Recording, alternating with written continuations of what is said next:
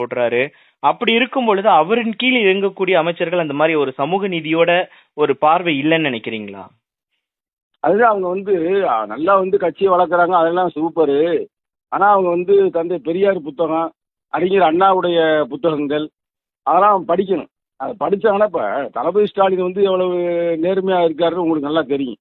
ஆனா அவங்களுக்கு கீழே இருக்கிறவங்க அவ்வளவா படிக்கிறேன்னு நினைக்கிறேன். படிச்சாங்கன்னா சிறப்பா இருக்கு. நான் பேரை கூட சொல்ல முடியும், யார் யார் என்னென்னு சொல்ல முடியும். ஆனா அது கூட்டணியில் அதனால ஒரு சிக்கல் உருவாகிடும். சொல்றது அவ்வளவு நல்லது இல்லை. உங்களை மாதிரி பத்திரிகையாளர்களுக்கும் தெரியும். இதை நீ வெளியிட்ட பிறகு படிக்கக்கூட மக்களுக்கும் தெரியும்.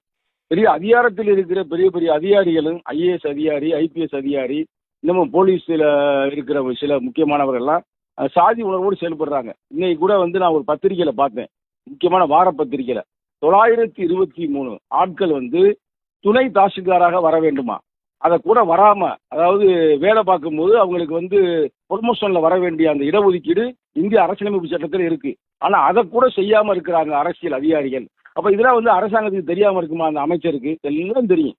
தெரிஞ்சுக்கிட்டு கண்ணை மூடிக்கிட்டு இருக்கிறது. இவங்களை யாரு கேட்க போறா, கேட்கிற ஆட்களே நம்ம கூட்டணியில் அமைதியா இருக்கிறாங்க அப்படின்னு அவங்க நினைக்கிறாங்க. ஆனா அப்படி அல்ல.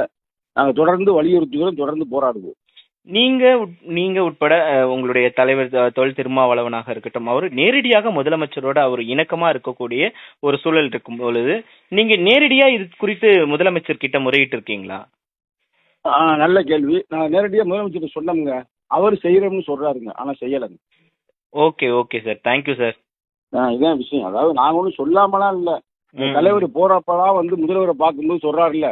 நான் சொல்ற ஒரே ஒரு எடுத்துக்காட்டு உங்களுக்கு அது ரொம்ப முக்கியமானதா இருக்கு. நீ அதாவது சாதிய ஆணவ படுகொலைகளை தடுப்பதற்கு சிறப்பு சட்டத்தை உருவாக்க வேண்டும் என்று எங்க தலைவர் தொடர்ந்து தமிழக முதல்வரிடம் வலியுறுத்துகிறார். தமிழக முதல்வரும் செய்கிறேன் என்று சொல்லுகிறார். ஆனால் அங்க என்ன சிக்கல் பார்க்கும்போது எங்களுக்கு தெரியுது. நாங்க சும்மா கேள்வி கேட்கிற ஆட்கள் மட்டுமல்ல, கோரிக்கை வைக்கிற ஆட்கள் மட்டுமல்ல. ஏன்பா நடக்காம போகுதுன்னா, முதல்வரே சொன்னாலும் கூட அவர் கீழே இருக்கிற அமைச்சர் பெருமக்களோ அவர் கீழே இருக்கிற அதிகாரிகளோ செய்யறது இல்லை. அதான் உண்மை, அதான் யதார்த்தம்.